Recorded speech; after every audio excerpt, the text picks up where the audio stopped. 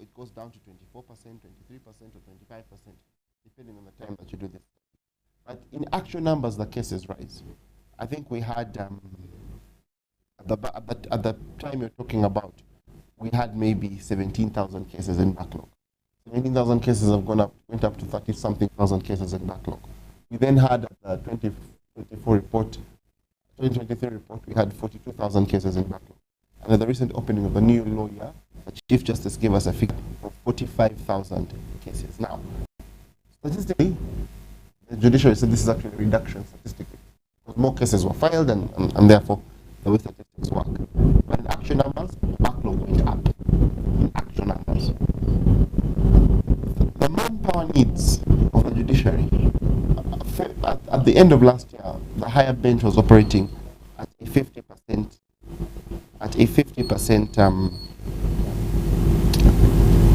shortage of manpower. When you look at the Supreme Court, the Court of Appeal, and the High Court, and the judiciary says if we have this number of judges, there will be enough. But the truth is there'll never be enough, because the economy keeps changing, very many business activities keep happening, the population keeps growing, technology keeps advancing, disputes keep increasing.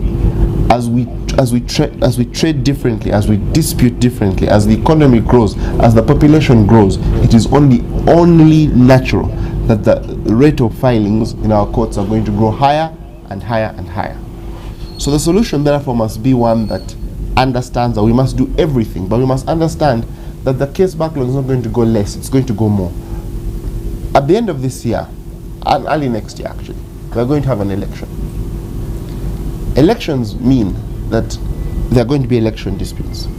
Election disputes mean that constitutionally the courts suspend the other work they are doing and go and listen to the election disputes. So are we going to have a situation where we bring in more judges just to hear election disputes and leave the rest of the people hang out to dry? And so the issue therefore of backlog is a serious issue. It's also a constitutional crisis.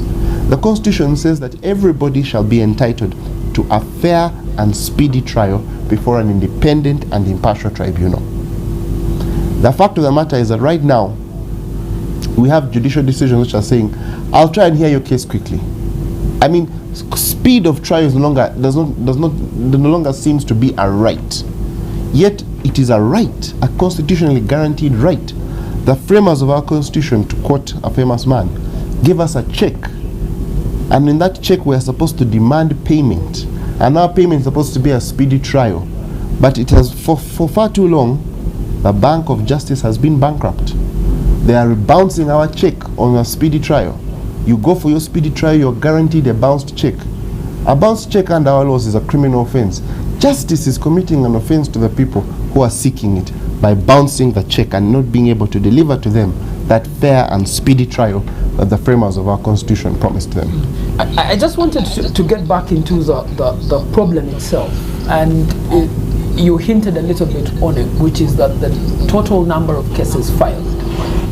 Averagely, we now have 250,000 cases filed annually, which means that the judges, whatever they do, they must be able to hear at least 250,000 cases if they want to beat backlog. That's like the solution to it. But I also am keen to understand the economics of cases stuck in court.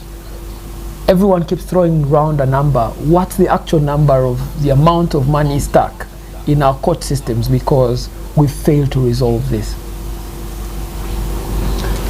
That's a good question. The Permanent Secretary of the Judiciary issued a report, I think, at the end of last year. The Permanent Secretary of the Judiciary issued a report at the end of last year, and he said that 44 trillion shillings was stuck in the commercial court. He just said for the commercial court. 44 trillion shillings was stuck in the commercial court last year. Now, just to give that a number, according to the Bank of Uganda, I think the total loans and advances, a ballpark figure, given by all 22 commercial banks in this country is 34 trillion. So more money is stuck in the commercial court of Uganda than the money that's out there in the banking system being lent to people. According to the same report by the PS to the judiciary, 10 trillion of the 44 trillion is coming from banking disputes. So that is 10 trillion of the banking money. That's almost at a 34 trillion, that is almost a third of money in our banking system is also stuck within the judicial processes. So right now we have more money stuck in court than is out there in the banking system, and a large chunk of what is in the banking system is also stuck within court. That is an economic challenge. The judiciary, the judiciary must not be looked at as a cost center when it comes to the delivery of economic growth. The judiciary is a fundamental vehicle for that delivery. Right now, because of the cost of litigation and the high cost of borrowing disputes in this country, Ugandans who borrow money pay a lot more interest than people elsewhere. I think there was a recent infrastructure report which showed that Egypt, Ethiopia are borrowing much less than Uganda and Kenya. And the biggest problem in Uganda and Kenya, even if you lend the government money, is people think their money is going to be stuck up in court. So borrowers are being charged a lot more. Businesses are therefore charging customers a lot more. There's a knock-on effect in the economy that is serious, apart from the fact of money being stuck there. But our national ratings, our everything is being held up by the fact that we can't solve this problem. And meanwhile, you need to understand, judges are sitting on 1,000 cases a day. Yeah? Judges are actually working. It is not that we have a backlog scenario because we have a large chunk of judges who aren't working. We have a large number of judges who are working their socks off. But they are working in a system that is simply not delivering to their expectations because they get imagine you 1,000 cases a day. We also have a health crisis by the way in the judiciary, although we don't have the actual numbers. But if someone actually did a study of the judges who are applying to the medical board for treatment abroad, you'll be very surprised by the numbers. You'll be very surprised by how many judges have to step off cases because of their health.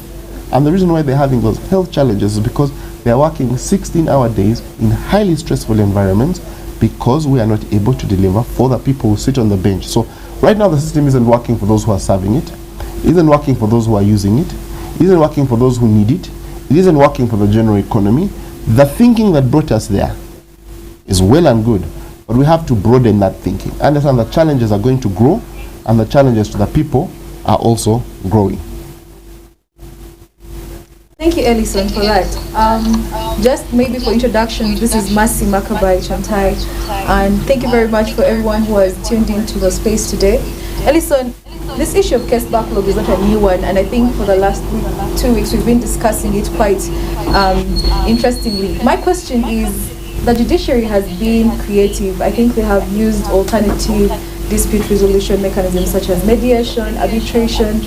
How have these alternatives not supported the efficiency of the judiciary? Why haven't the numbers in case backlog reduced? And why do you think that the approach we are proposing in this particular space will provide maybe a better alternative than what the judiciary has already done with using things such as ADR and making it even mandatory at one point? Before you proceed with any case, you'd have to go through mediation. There is no question, Mercy, and thank you for your question. There's absolutely no question that alternative dispute resolution helps. I don't want to say it doesn't. It absolutely does. If people can solve their disputes and avoid the long haul, they open up space for other people who need to be before a judge. At the same time, it's always cheaper. It's even constitutional. In fact, the judiciary is mandated by Article 126 of the Constitution to ensure that in the resolution of disputes, they give peace a chance. When you go for a judgment, sometimes victory is very hollow. Sometimes it's better to have a messy draw than a clear win. And so, to the extent ADR is not something we're discouraging. ADR is something we're absolutely encouraging. But there are things which need to give us pause. The judiciary, for example, is very proud, and as are the prosecutors, of the plea bargaining scheme. And a lot of people who get in, I think we have some incredible results from plea bargaining. But sometimes we must ask ourselves, is it because the average remand time is 5 to 7 years? Is it because someone is spending 1 year on remand? If you spend 1 year on remand and someone comes to you with a plea bargain, is the system ransoming your justice? And so while plea bargaining may look successful on the face of it, we need to understand, is it that people are actually opting for this because they have given up on actually getting justice and they are saying, I've been here 2-3 years, how long can I stay? An offer has come for me to plead guilty and go in a year, or to plead guilty and go now. So is the plea bargaining method doing that? How do we protect people? But ultimately, ADR works. Not only ADR, there are many steps that need to be taken. Increasing judicial officers, using technology. We need to turn a situation, we need to stop our courts from being a building and turn them into a service. Never again must we hear an excuse that a judgment pended because the court premises were closed for one reason or another, when these judgments can be delivered electronically, when hearings can be had electronically. You can't tell court users in Mbarara or court users in Gulu that appeals from your area have been delayed because we've not found time to have a court of appeal session come to Kabale or to Mbarara for the whole western region, or to Gulu for the whole northern region. Yet their lordships could have conducted those appeals by Zoom.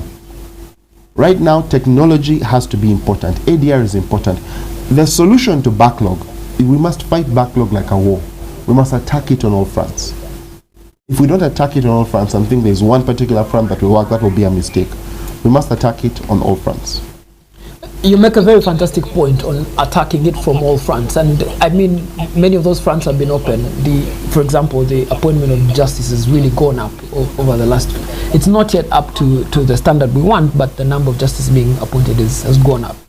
The number of cases that a judge hears per day has also gone up. So that on those fronts, they are open. But you're making a third new and maybe not new, but a fundamental case for quote-unquote mission-based judges. What's that? Thank you, Raymond. Article 142 of our Constitution provides for how judges will be appointed. And Article 142 Clause 1 provides that a judge shall be appointed by the President on the advice of the Judicial Service Commission and with the approval of Parliament. Article 142 Clause 2 provides for certain scenarios where the office of a judge is vacant, where there are vacancies, or where the business of the Court of Appeal, the Supreme Court or the High Court so requires. Then the President may, on the advice of the Judicial Service Commission, appoint judges in a temporary capacity. So what happened in Article 142.2 is that if the business of the court so requires, the Judicial Service Commission advises the President to make appointments. Those appointments are not subject to parliamentary approval. In other words, what we are saying is the Judicial Service Commission needs to activate what the framers put in our Constitution in 1995. An idea whereby people are brought in for a mission, not as full-time judicial officers. No pension, no bodyguard, no car, no housing allowance, no perks of the High Judicial Office. Just get in there, sit down, hear backlog, and get out. Get involved in this backlog reduction exercise. The Constitution has given us a way to do it, to allow for a quick appointment process for a short period of time to conduct a mission. So we are saying we have a problem of backlog. It is let's send in the commandos. And the commandos are the members of the Uganda Law Society, Ugandan lawyers who are qualified already to be appointed as judges of the High Court, of the Court of Appeal, or the Supreme Court. And we are saying, allow these guys to come in and finish doing this work. And once they've done it, you can't keep people waiting for justice because judges aren't available. When we have lawyers who are available, who could be judges, who could deliver for these people. When you go into the election season and you stop everyone, and then you also have the other backlog cases, why don't you then in that election season, as you're conducting your election petitions, allow for mission-based judges to come on the side and clear the backlog which is there? Like, do something that allows for the bar to participate in resolving this issue. We have incredible lawyers, competent lawyers, many lawyers out there who are willing and able to help, who will help, serve, and go back into their practice. They can go anywhere in the country, they're available. And you know, this system works. It has been tried everywhere. It's been tried in the UK. It works, like deputy judges in England. It works in South Africa, the ad hoc judges. It works in Singapore. In Singapore, I think they're called judicial commissioners or something. It works in Malaysia. It works in the United States. Everywhere on earth where you have this huge population, huge demand for justice, the lawyers are always called in very temporarily. They hear matters and they go back into their chambers. It beats my understanding why we have not yet applied it here, but we have to apply it here because we're not reinventing the wheel. The framers already put it in the Constitution. It is there in plain and simple English. And the framers were clear. Once the business of the court so requires, if the court is getting overwhelmed, there is no reason why someone should sit on 1,000 cases. Yet there are so many people out there who could help at a cost that is manageable. Alfred, do you want to come in now? Yes, Mr. Elison, thank you. Just be precise. For the benefit of those who have been on this for maybe the past 2 weeks, with a mission-based judge and which law provides for such a judge. Thank you. Terms of a mission-based judge. The law which provides for that judge is Article 142, Clause 2 of our Constitution. And Article 142, Clause 2 provides for the power to appoint those judges. A mission-based judge, in my submission, is somebody who comes in for the sole purpose of resolving where the business of the court so requires, for example, which is under Article 142 2C. And they are saying that this is a person who you call in to participate in a commando raid on injustice. He comes in with a sole purpose, or she comes in with a sole purpose of, say, a backlog reduction exercise. You know, right now, just think about it. Right now, we have what they call criminal sessions. Under our law, I think the Judiciary Act, civil and criminal cases must be heard from day to day. But the judiciary is not able to hear many cases across this country from day to day. So they have what they call criminal sessions. A criminal session means that people who are charged with an offense in the High Court wait for a judge to be available and then for a session to happen. Yet what we should be having in this country is day-to-day criminal trials. Someone can't hear you from November up to March, from January up to April. You can't be heard because there is no judge, and therefore the High Court is organizing a session and your case will be heard at what they call the next available session. Isn't it an acceptable way of conducting business for victims of crime and for innocent people serving actually sentences? Remand is now a punishment. It's a sentence. It is that accusations have become convictions and remand has become a sentence.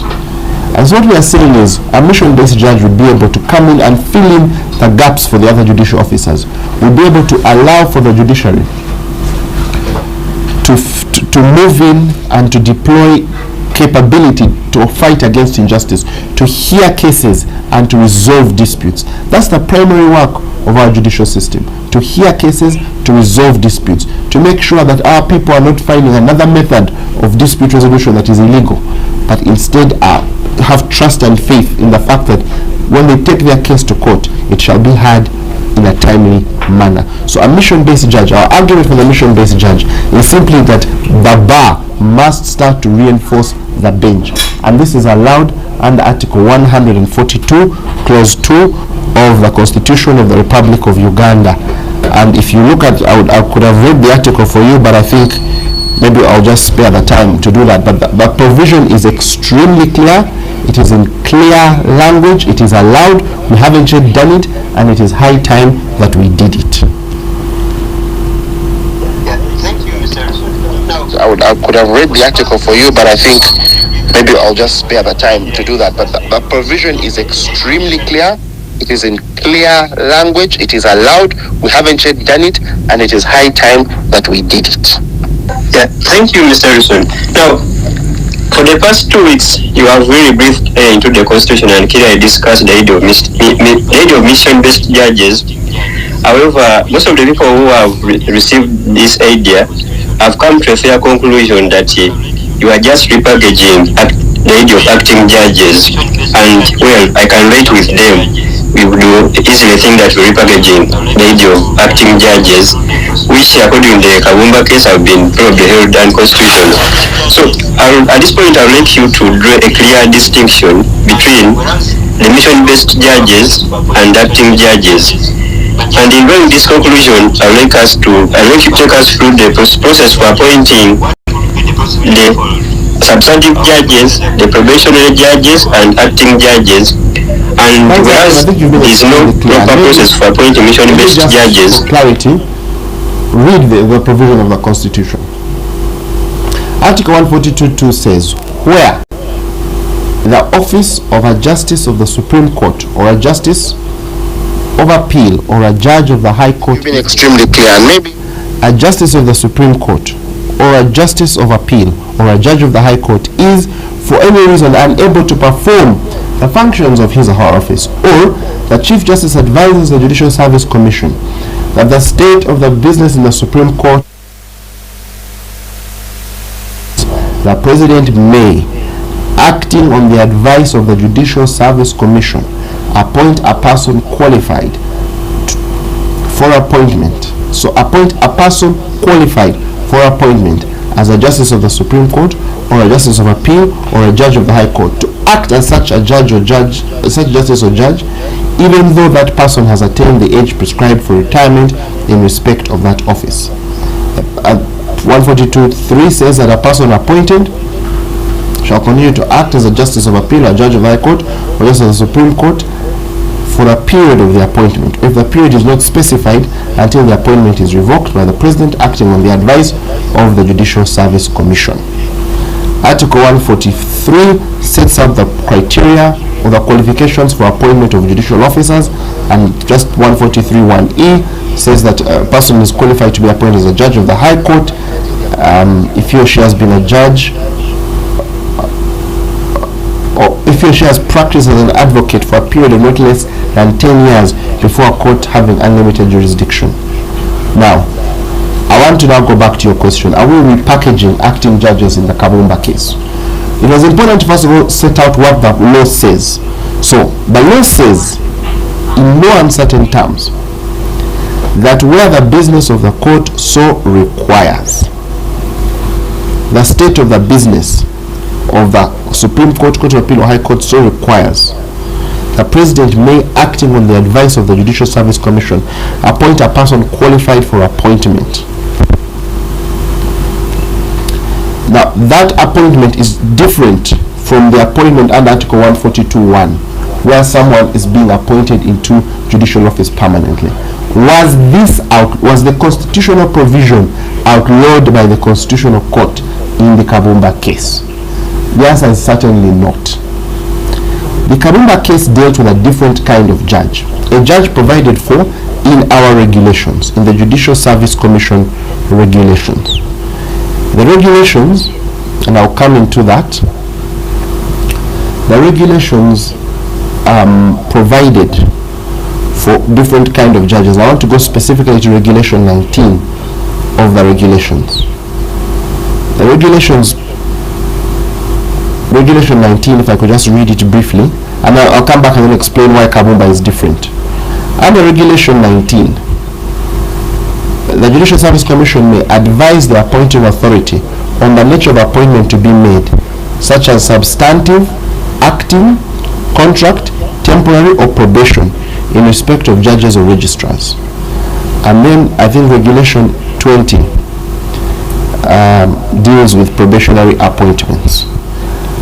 What is important here is that under the regulations, the Judicial Service Commission was empowered to propose 4 types of judicial officers: a substantive judicial officer, a temporary one, a contract one, and a probationary one.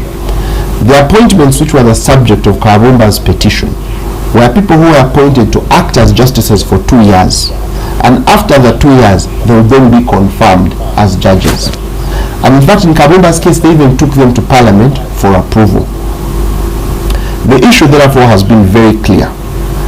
Can the Ugandan judiciary in the current constitutional dispensation have a judge on probation, being supervised, being watched, whose judgment needs to be clear to some person, whose performance needs to be clear to some person?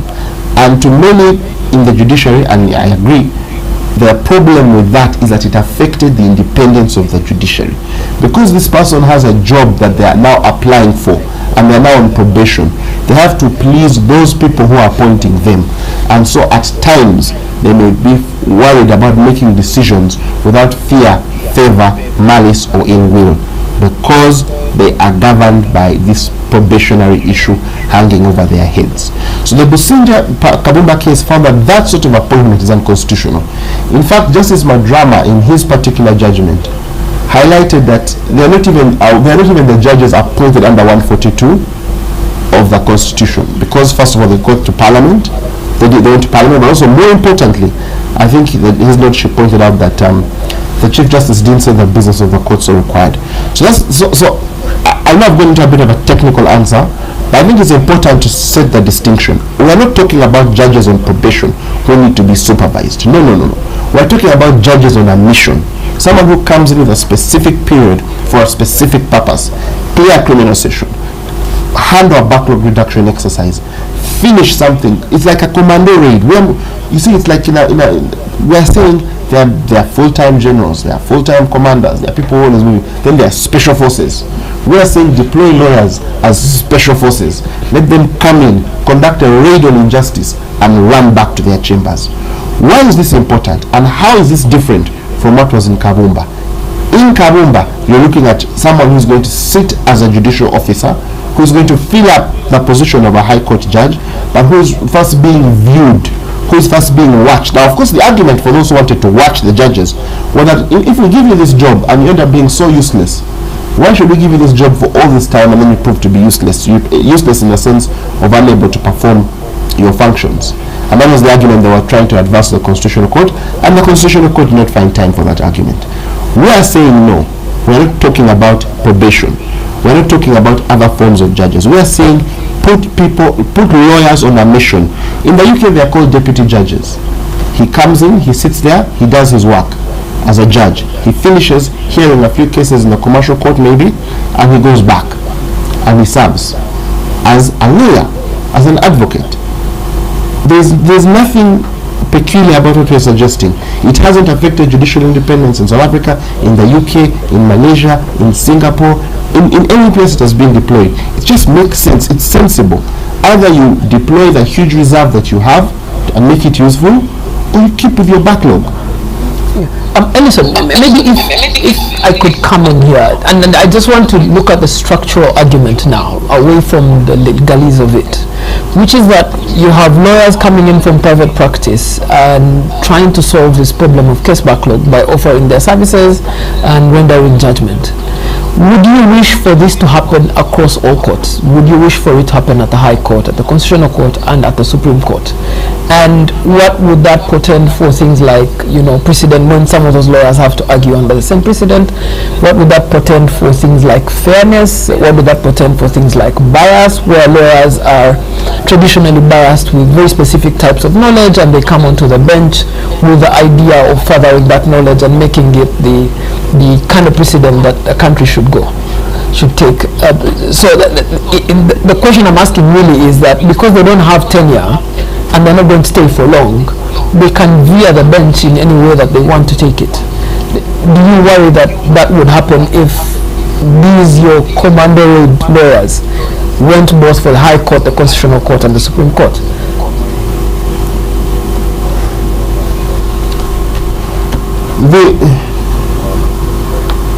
The risk that mission-based lawyers would mess up with jurisprudence, we need to remember that the people who don't mess up with jurisprudence are going to be picked from who? They're going to be picked from the same pool of lawyers. Someone becomes a judicial officer by serving at the bar. Some of them enter the judiciary directly, others are picked from the bar. So already, if you're going to appoint someone, the law provides this person has to be qualified to be appointed as a High Court judge. If I can be a High Court judge, then that risk is already limited. You already have it. Either it's already limited or it's already inherent, but it's present. The presence of the commandant judges, the mission-based judges, wouldn't in any way affect wouldn't create a risk wouldn't necessarily create a jurisprudential risk.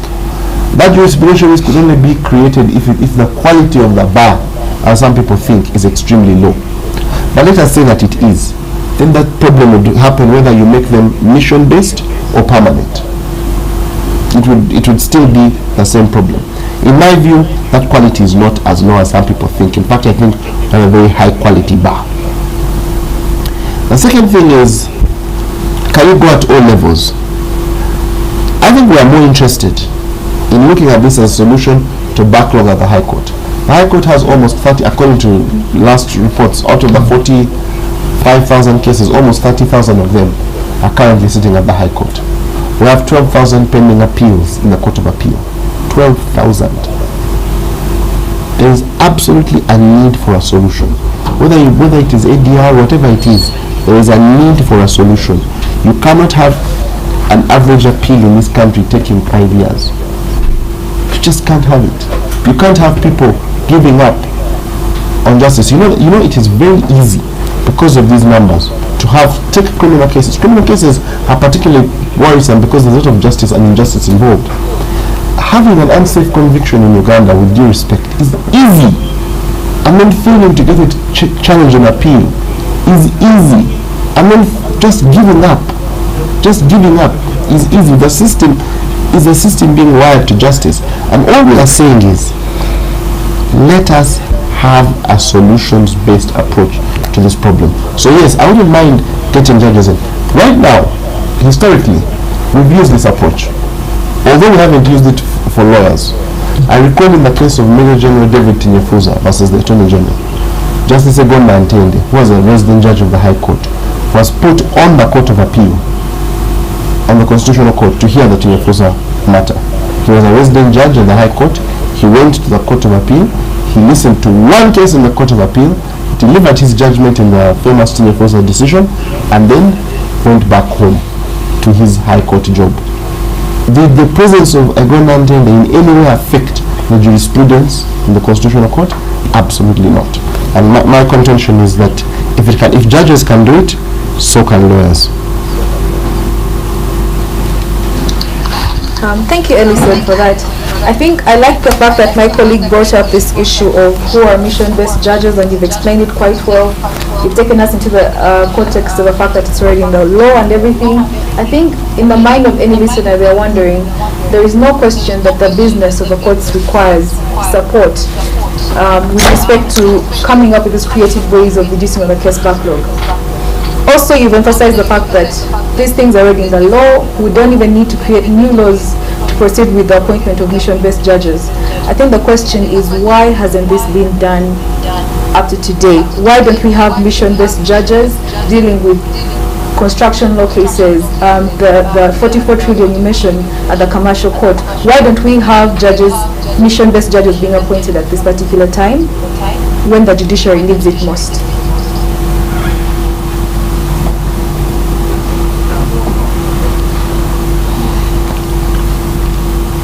Thank you so much for that question, Mercy.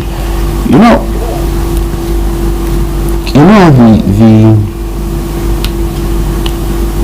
the judicial system in this country has gone through a long history, and there is a view in some quarters that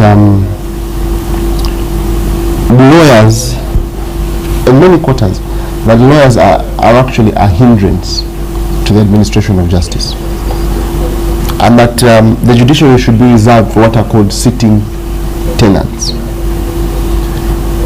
And sitting tenants are those judicial officers who begin their career in the judiciary, and that there should be promotions and there should be fairness, and a lot of space is reserved for career judicial officers. So that's one of the challenges. But that challenge is very historical. If you trace back to the evolution of a judicial system in Uganda, and if you just started, say, from 1962, we had the High Court, we had the Court of Appeal, and then after that you would go to what was called the Privy Council, which is the English House of Lords, because of the colonial system. Then you got full independence. Then at one point that was moved to the East African Court of Appeal, and then the East African community, of course, collapsed. But then we had full independence, I think, around 1967, where the 67th Constitution established the Court of Appeal. Now, the judicial system at that time was that all the power was vested in the President and the Chief Justice. The Judicial Service Commission consisted of the President, the Chief Justice, the Attorney General, and 2 people appointed by the President. That judicial system was completely locked to the idea of allowing, even contemplating the idea of people who are not part of the judicial system from coming in. Power was vested entirely in the Chief Justice, who was the chairman of the Judicial Service Commission, who was the head of the judiciary, and who therefore had a lot of power. The 1995, then in 1987, I think, was a constitutional amendment converting the Constitution, the Court of Appeal, into the Supreme Court. But the difference remained the same. In the 1995 Constitution introduced a renewed Judicial Service Commission that had the Law Society having representatives, the Public Service Commission having representatives, that removed the Chief Justice.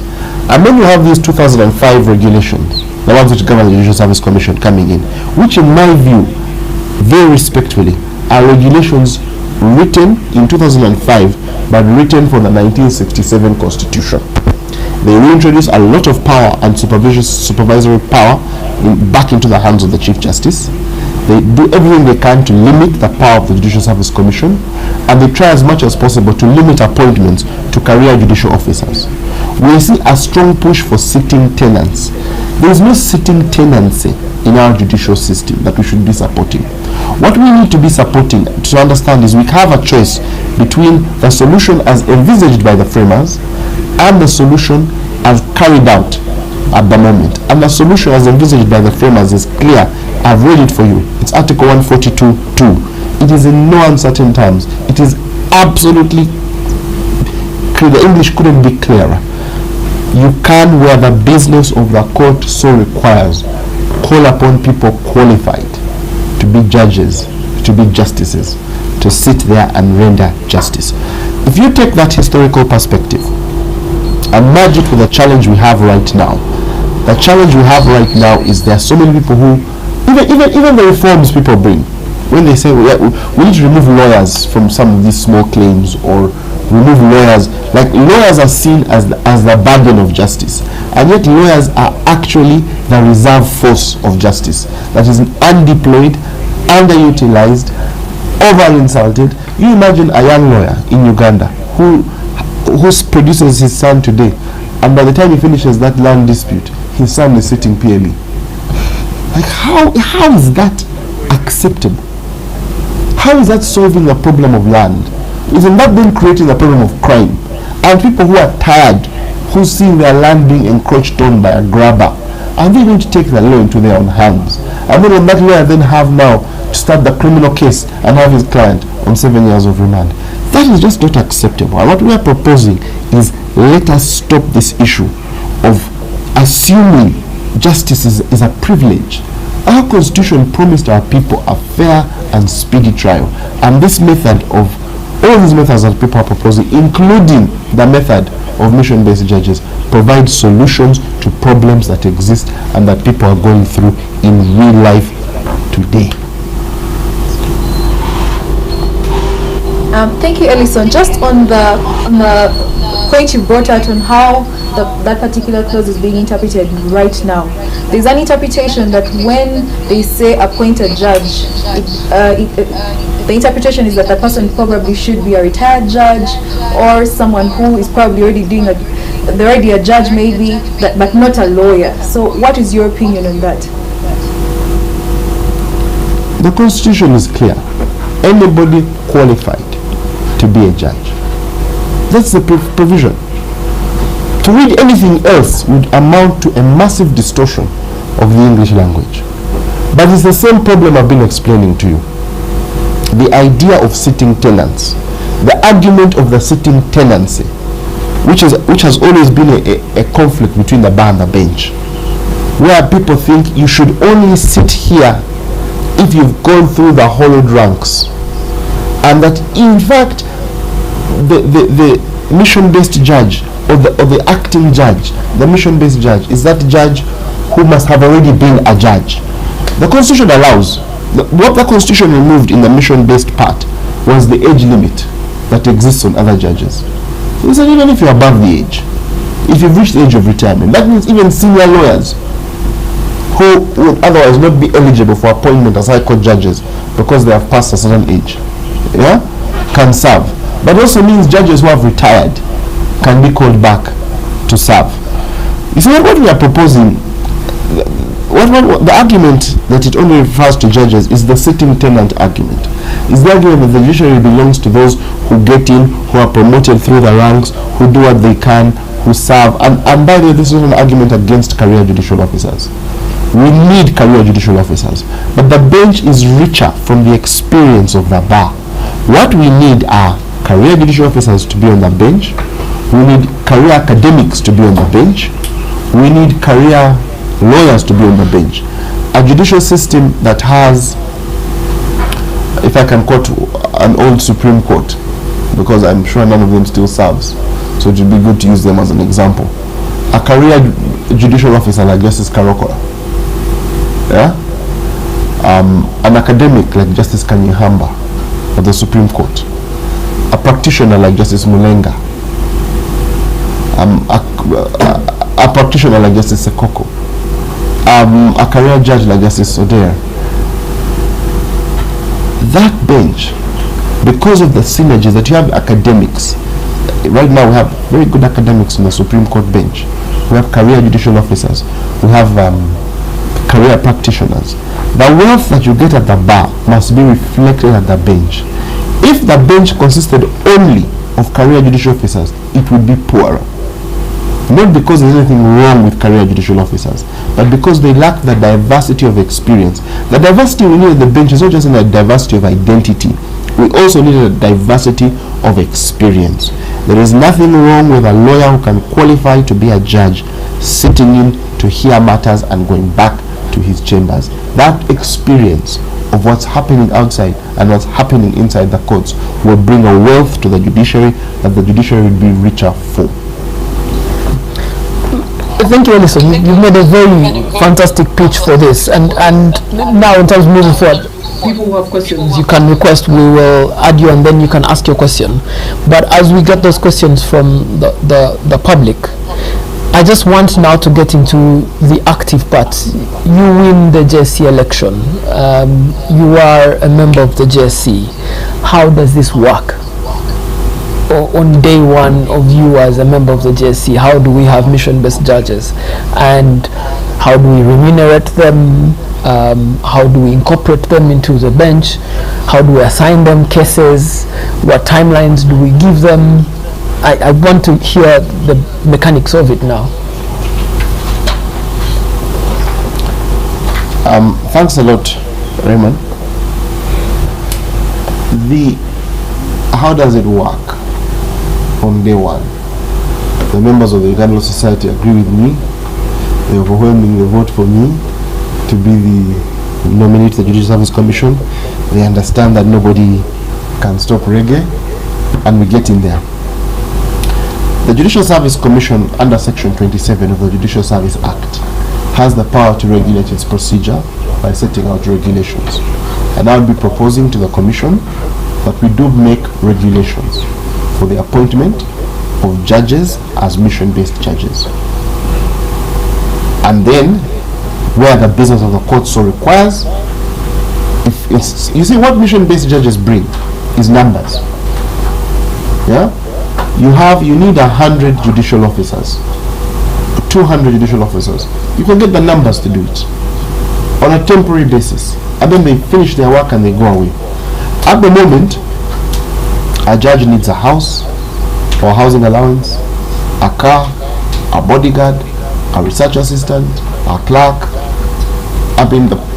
the fuel. A judge costs the treasury about 25 million shillings each.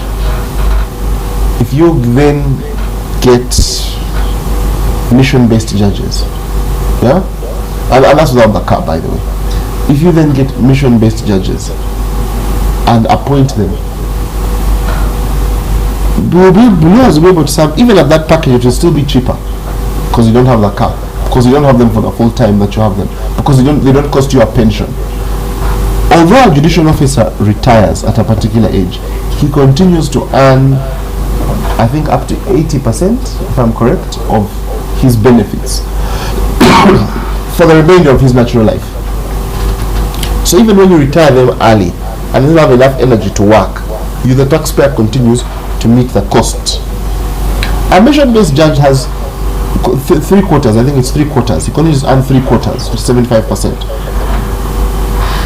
A mission-based judge does you finish your mission and you're done with the taxpayer. You go back to your chambers.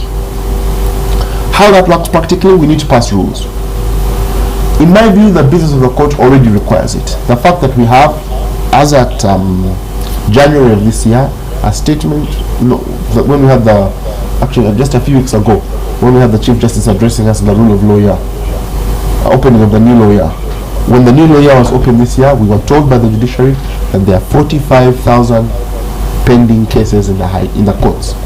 45,000. The business of the court so requires. Those people whose cases are held in backlog have a right to a fair and speedy trial. So in my view, once the business so requires, and in my view it does, we get going and we start appointing these people. The terms can all be discussed. What is important about the terms is under the Administration of Justice Act, I think section 27 of that act, I'll need to check. A person who is appointed on such a basis is not entitled to a pension. For example, that is already out there in the law. No one can wake up and give those people pensions. You're not entitled to earn more than, you're not entitled to the pension. So the remuneration is that even if you pay them at the same rate that you pay a judge, they will still be a lot cheaper in the long haul for the treasury. So what we are proposing is affordable. And by the way, we're not even proposing that we stop appointing judges. If we have the space to appoint more and more judges, let us appoint more and more judges. But as the need arises, where the business so requires, we cannot continue holding on to these backlogs. We can't continue having a census after census, and every time the actual number is growing and the percentage of backlog is remaining stuck. So either we did not carry out the reforms we said we should, or the reforms we carried out absolutely did not work.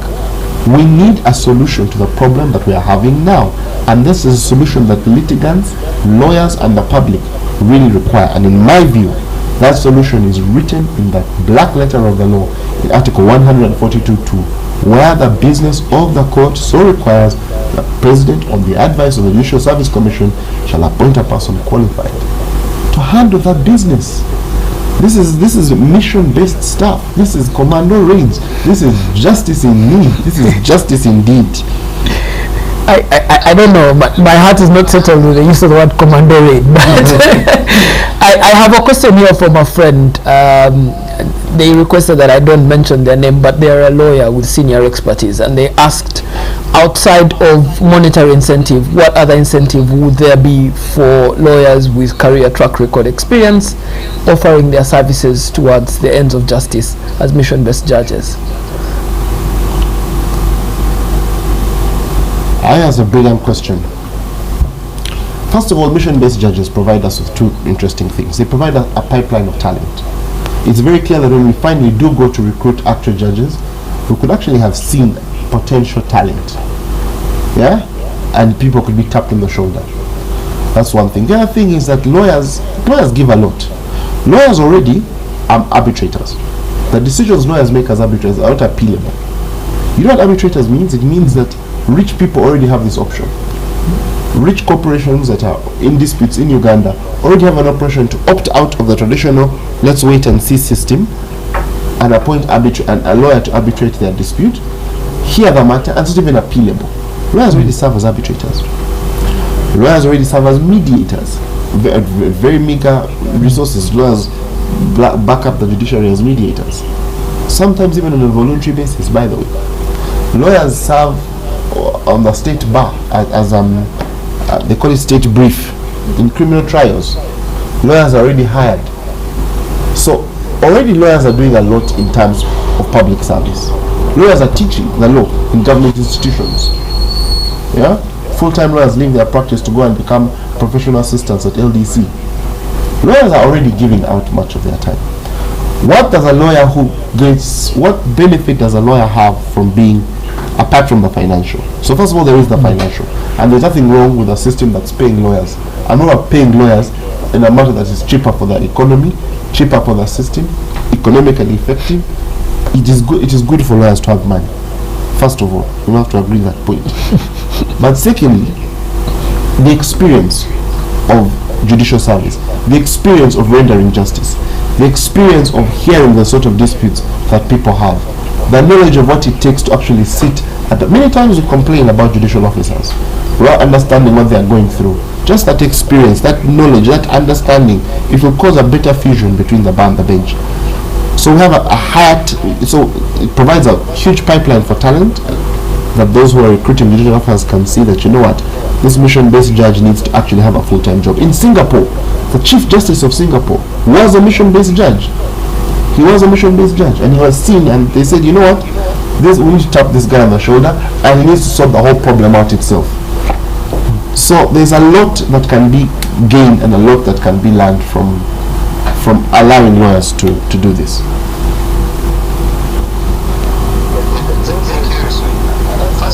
First take you back to the process for appointing mission-based judge.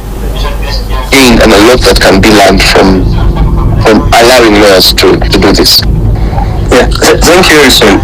First, I would like to take you back to the process for appointing mission-based judges, because this was coming from another lawyer who, when you were explaining the process for appointing substantive judges vis-a-vis acting judges and the process for mission-based judges, you seem to have lost us in the legalese and discussing the Kabumba matter. Talking to the lawyer because the one who was asked a question, he doesn't know much about the law, doesn't even want to hear about the sections, but he wants to understand the process for appointing the substantive judges versus the process for appointing acting judges, and the process for appointing mission-based judges. And in appointing substantive judges vis-a-vis acting judges, where is the process floated? Because from your discussion, I understand acting judges are also approved by Parliament, yet decided they don't have to be approved. That's the question from the audience.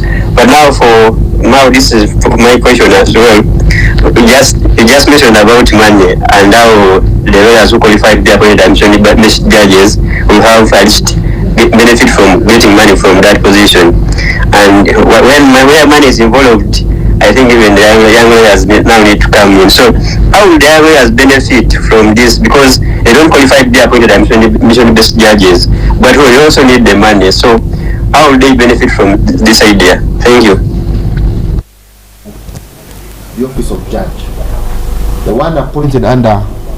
Thank you, Alfred. I think a substantive judge is someone who, once he assumes or she assumes judicial office, is there until they attain the age of retirement. So if you appointed someone, say at 45 to be a judge, they can serve you for a good number of years till their 70s, depending on the level at which you appoint them.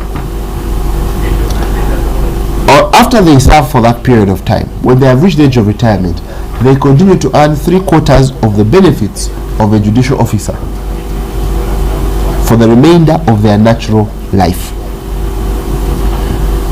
So whether they are serving as a judge or whether they are retired,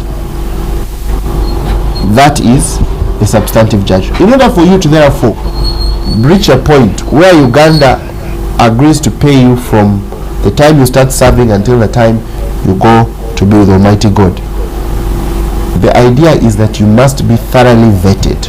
So the process is that the Judicial Service Commission must nominate you, must say this person should be appointed.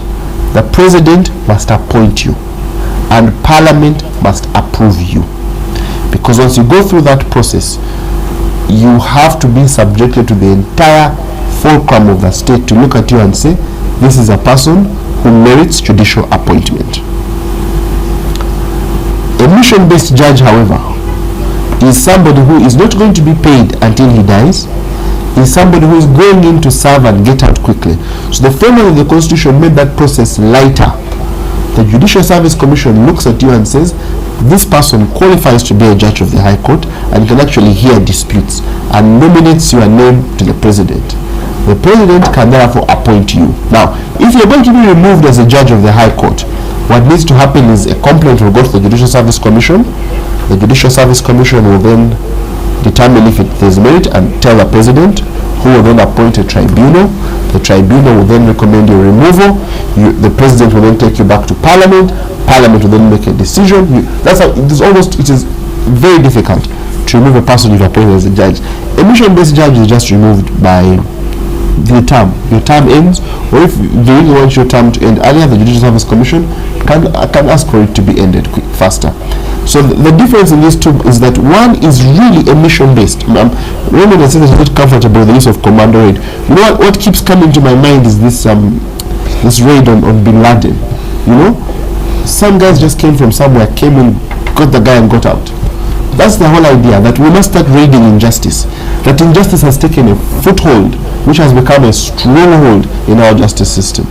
And lawyers are available to move in and solve this problem. How does it help young lawyers?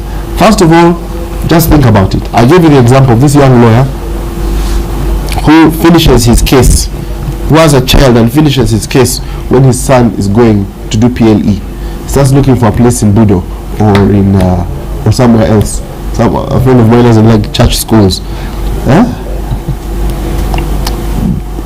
Having justice delivered to him helps him faster. That's one way. The other way is right now the average time. And young lawyers will advise me, Alfred, you spend a lot of time on this subject, a lot more than me, and I'll defer to your expertise. But what they call flight hours, the amount of time it takes for a young lawyer to make a name in the courtrooms is about 5 to 7 years, because he doesn't have enough judgments under his belt because of the delayed times that it's taking. That will reduce. But thirdly, we can even, because again, we have a huge need for even lower level judicial officers, magistrates. There's a huge need for magistrates. Again, Article 148 of the Constitution allows the Judicial Service Commission to appoint them again on a mission-based basis. But that's something we need to look at more deeply.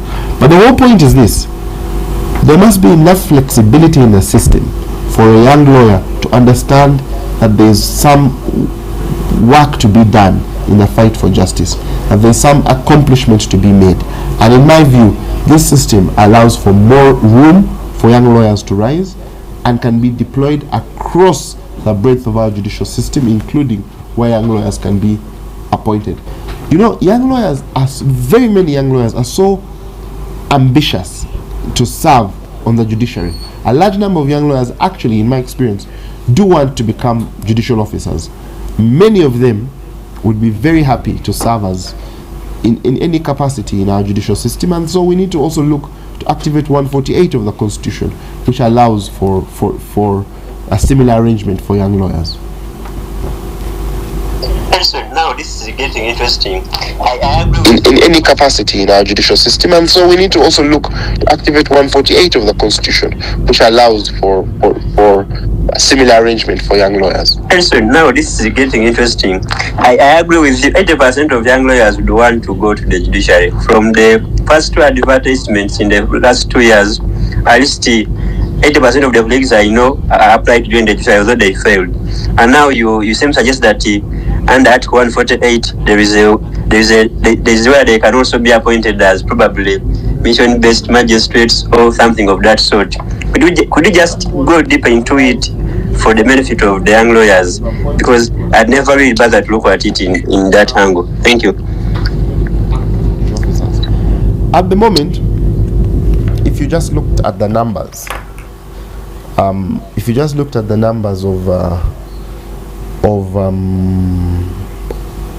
that are required for the judiciary, you need, I think at the moment the approved structure for chief magistrates is 160. 60 of those positions are vacant. We have 100 chief magistrates and we don't have 60. We have I think we have 27 vacancies for magistrates grade 1. We have 41 vacancies for senior magistrate grade 1. I think the 27 are for principal. We have 182 vacancies for grade 1 magistrates. 182 vacancies are needed. Right now, the judicial structure has 514 grade 1 magistrates in the structure, approved structure of the judiciary. But the judiciary has only been able to fill 332 of those positions, leaving 182 vacant. So already you have vacant judicial offices. And one of the reasons that delays the filling of those positions is cost. It costs money, a lot of money, to actually serve. The terms of service for grade 1 magistrates, senior magistrates, principal magistrates, senior principal magistrates, and chief magistrates, the terms of service have been greatly enhanced over the years. And so you will find that you may not have the budget to fill out these positions on a full-time basis. But certainly, that is the approved structure. But don't we need more? If you think of this approved structure, the idea is that every place in this country, I think every parish, or sub-county in this parish, in this country, should have a grade 1, should have a chief magistrate's court. Just think about how many judicial officers we actually require across the country. But there are certainly more vacancies, even on an acting basis or on a mission-based basis, than there are those who apply.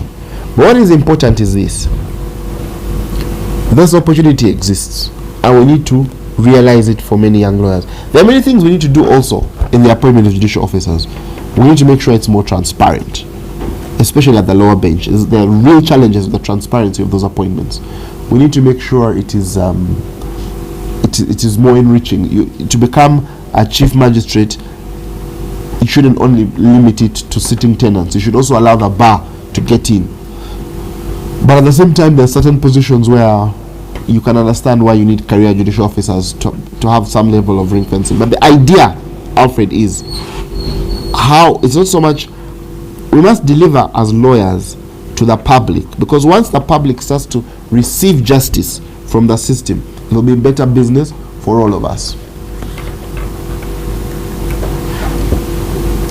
It's not so much we must deliver as lawyers to the public, because once the public starts to receive justice from the system, it will be better business. Independence, and obviously keeping the principle of judicial integrity preserved. This idea of appointing mission-based judges, how, in your opinion, shall it enhance or not be something that affects the principle of judicial independence and the integrity of the judiciary? How do you see these working together? I think the idea that a judge appointed under Article 142.1, that appointment therefore guarantees independence, it's true, but at the same time, it's also, we have seen many people holding permanent judicial office without even a dint of independence. I think the nature of appointment would not necessarily matter in some instances. What I'll tell you though is, let us identify the mission. If it is backlog reduction, we don't bring our mission-based judges to handle your more. We can leave all these bigger, complicated cases that require a lot of pressure. We can leave them with those who are always dealing with the pressure. You know, you don't want a situation where you have a judge who is as efficient as Pontius Pilate, who is asking, what are the people saying? I see no wrong in you, but the people have. We're not interested in that kind of judicial officer. A mission-based judge must be a judge on a mission. Independence, you can't be independent and inefficient. Independence must not be an excuse for inefficiency. And right now, people are not inefficient, but the system is the one imposing inefficiency upon efficient people. And that is too high a price to pay for an independence that is even absent. What we need to do is to rescue our justice system, rescue our judicial officers, rescue our people by allowing them to have we need to have a more broader thinking. For me, I think backlog is a challenge. And it is my view that we need to fight it like a war. We need to fight it like our people fight war.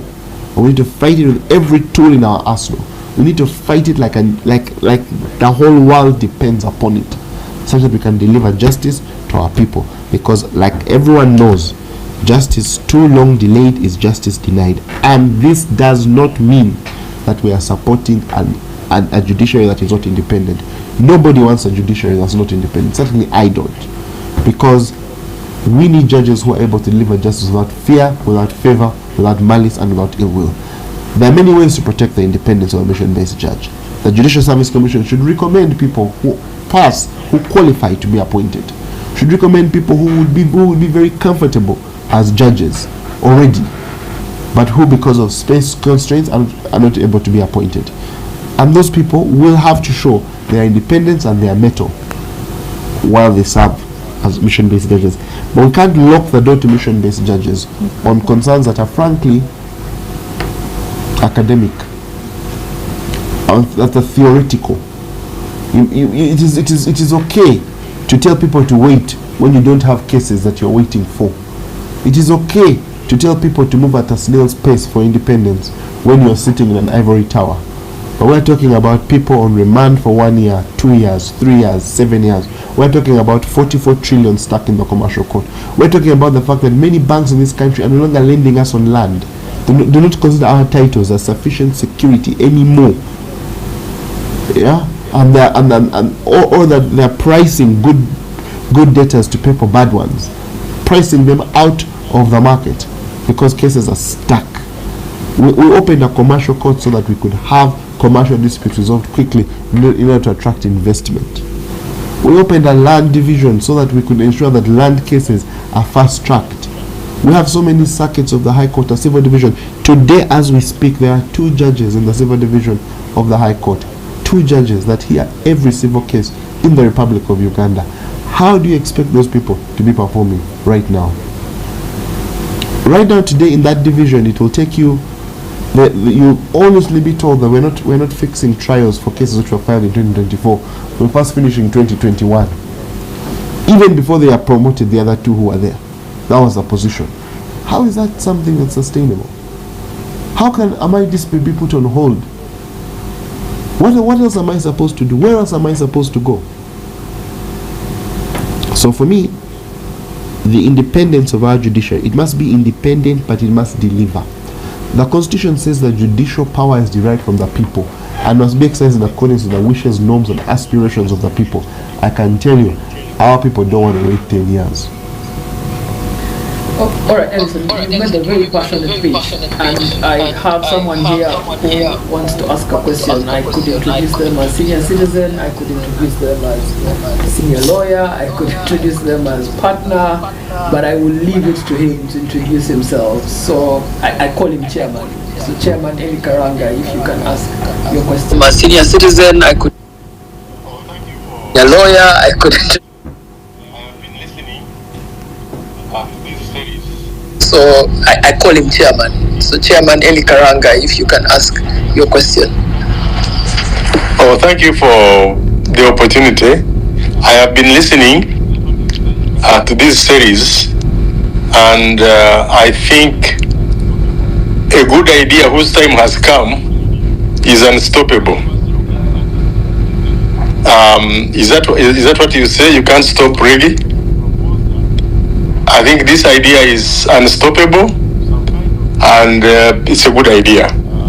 But I was looking at its implementation, and I was asking that the proposer should form some kind of team, a task force that should help to enhance this and look at all the surrounding environment and circumstances, because there will be unintended consequences if this happens.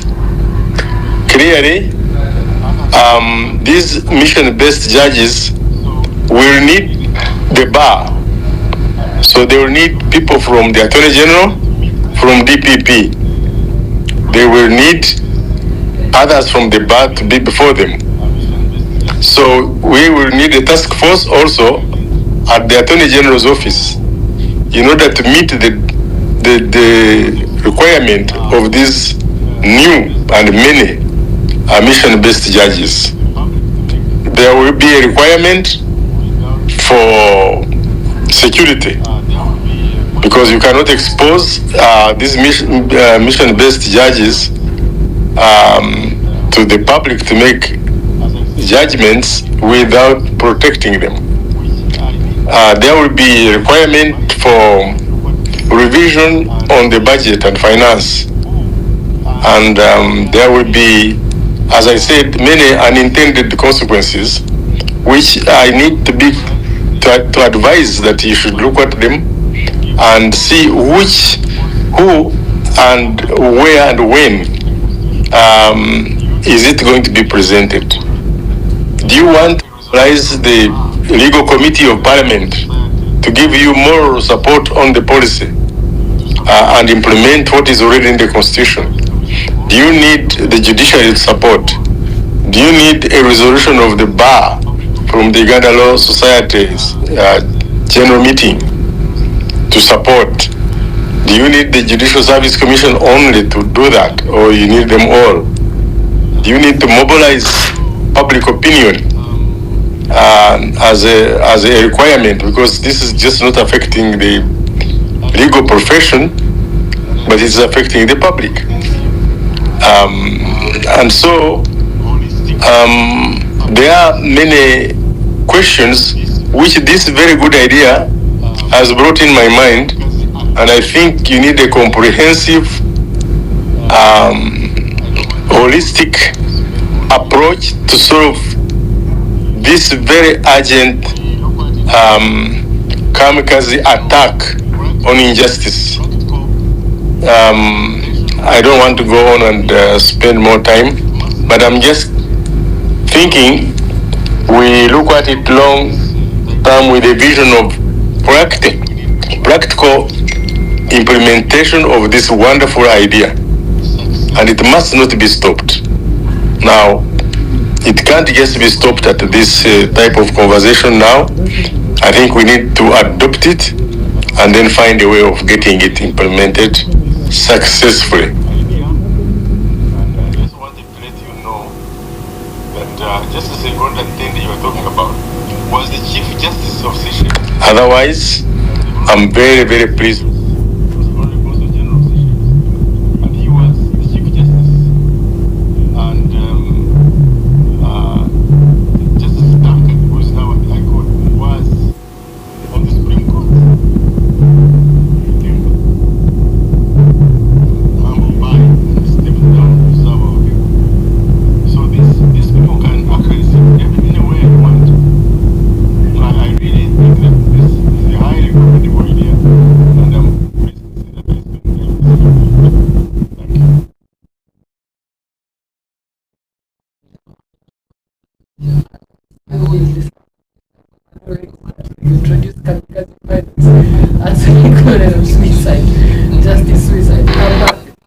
Do you want to respond to that, Elison?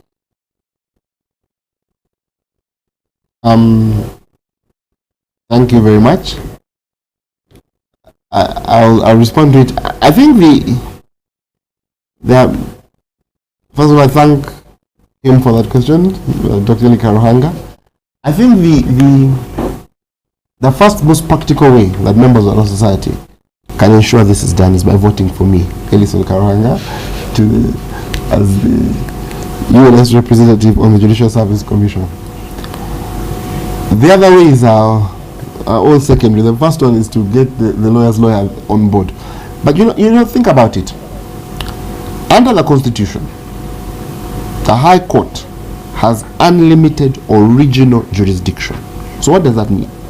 That means any case you start in Uganda, you can start at the High Court. You can sue for 1,000 shillings. You can have a case to try that a slap. Yeah, the jurisdiction is original and it is unlimited within the borders of this country. But to solve the problem of what would obviously be backlog, magistrates' courts were created. Now, just think of a magistrate. Magistrates don't have bodyguards. They only have court orderlies that protect the court. Yeah? Mission-based judges are almost like the concept of magistrates don't earn the same that are earned, but the bulk of litigation in Uganda is done at the level of the magistrates' courts. If you looked at some of the numbers, just from the magistrates' court levels, you will find that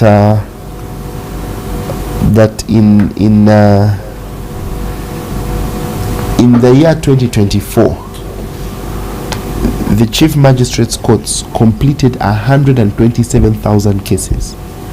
Grade 1 Magistrates Courts completed 67,000 cases. Now, by contrast, the Supreme Court completed 92. Yeah? So, but the bulk of the filings were also done at that level. Yeah? Were done at that lower level.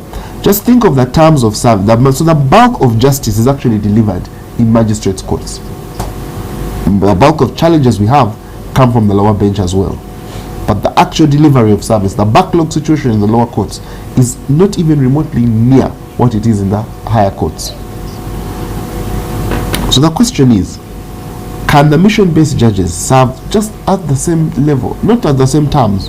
They can serve at the higher terms of a high court judge.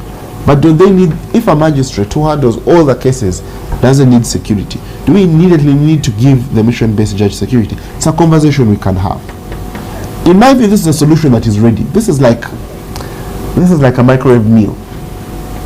There are meals you buy and you put in the microwave. In some countries, you go to shopping, you buy things for the microwave, it takes 1 minute to cook. Or you can do matoke, like the real deal, or kalo. Yeah, you can't do those in the microwave. The mission-based judges, we're simply giving, it is a solution for now, for saying the business of the court so requires. Now, I agree that we need to mobilize wider thinking and greater support. I agree that we need to, but I agree especially that this is an idea whose time has come. And I agree especially that nobody can stop reading. Thank you so much, Elison. And I want you now to make concluding remarks. We've really discussed a lot in this space. We've touched a whole chunk on case backlog.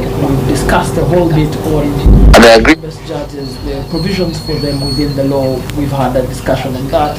It's not a new idea. We've also looked at the history, where it came from, the debates that have been there. We've discussed the practicalities of it, and people even asked us the questions around that. Now, I'd like for you to make first concluding remarks, but also for those people who are prospective voters on the space, would you like to make a final pitch to them? I don't know if I should have taken one last question. I see a person called Mark Spector. Do you want to just ask your question very quickly, and then Elison will also make his concluding remarks together with your question?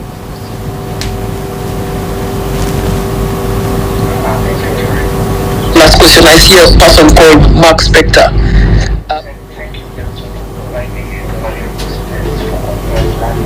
Together with your question. Thank you, Raymond. Thank you so much. Thank you, Elson, for providing a valuable space for continuous learning. We appreciate your insight on the appointment of mission-based judges. But however, I would like to hear your thought on how to address the judicial misconduct among these judges, which is also a mandate of the Judicial Service Commission. And specifically speaking, like in case where the mission-based judge is found guilty of misconduct, which measure would you propose for disciplining them? Considering that most of the time when you see it comes to the judges, the maximum punishment is removal or dismissal of that particular judge from the bench. When it comes to the High Court judges, it's a recommendation to the president. But when it comes now before these mission judges, after all, he knows after handling this particular mission, I'm leaving the bench. So what sanction would you propose for them? How would you handle such situations using mission-based judges? That's my question to Elson. Thank you, Mark. I think when it comes to removal of a mission-based judge, the Constitution is very clear. They serve until their term is over, or they can be removed earlier. And the removal is a very simple process. When it comes to discipline, what you're talking about is there are various sanctions within the Judicial Service Commission regulations for judicial officers, the highest being removed. If there is indiscipline with a mission-based judge, it's actually a much smaller problem, because this is a person that can be removed easier and never brought back, as opposed to a substantive justice under Article 142 who can't be removed easily. Removal is, as I've told you, involves President, Parliament, Tribunal, and Judicial Service Commission. So removal can be easier.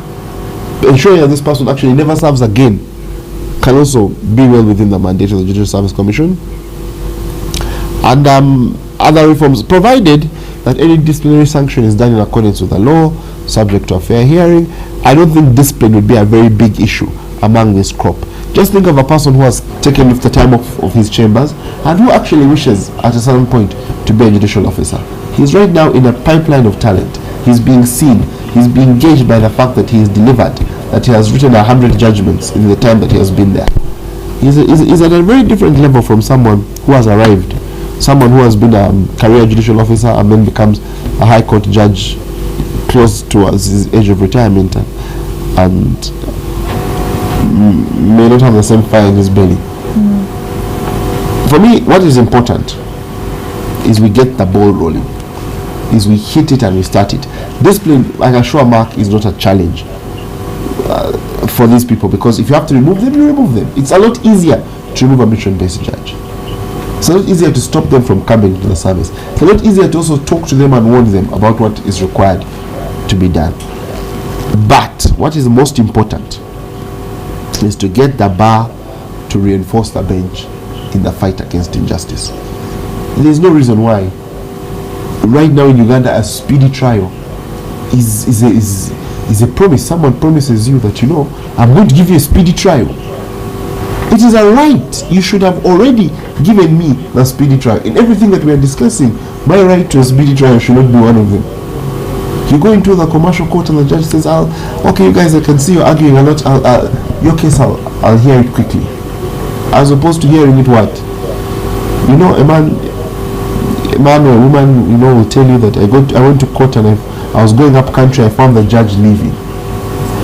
And the message the judge of the station is that I'm going for, what do they call, official duties. And the lawyer asks the clerk, so his duty is to hear cases. So what other official duty does the judge have apart from being here to hear my case?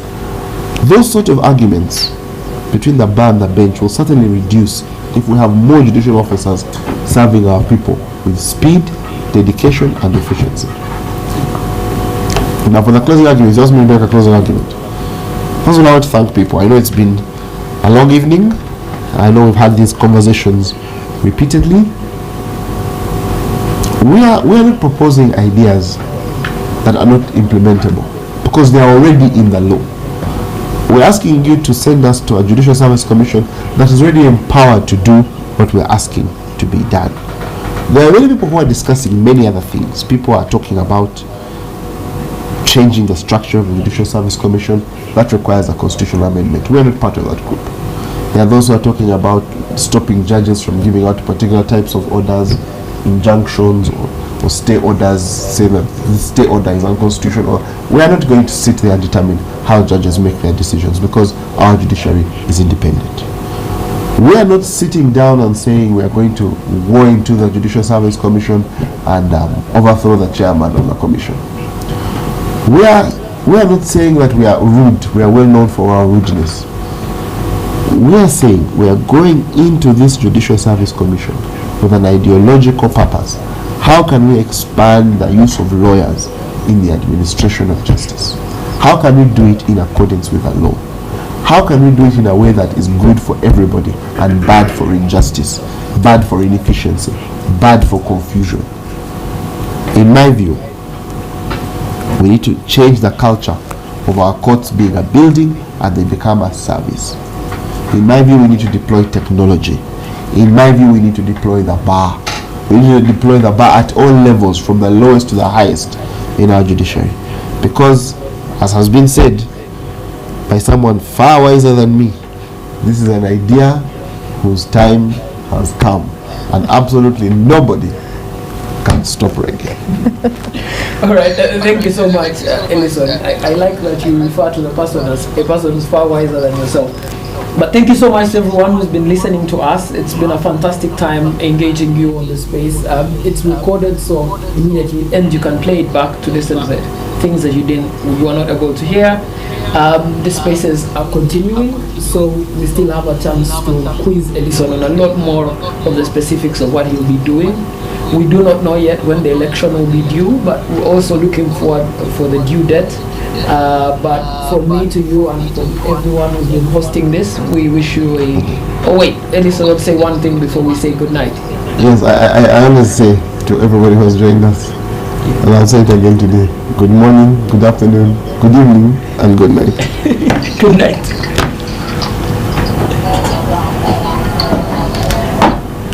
I've ended it. Sorry. That's fine. Let's go. It's okay. So let's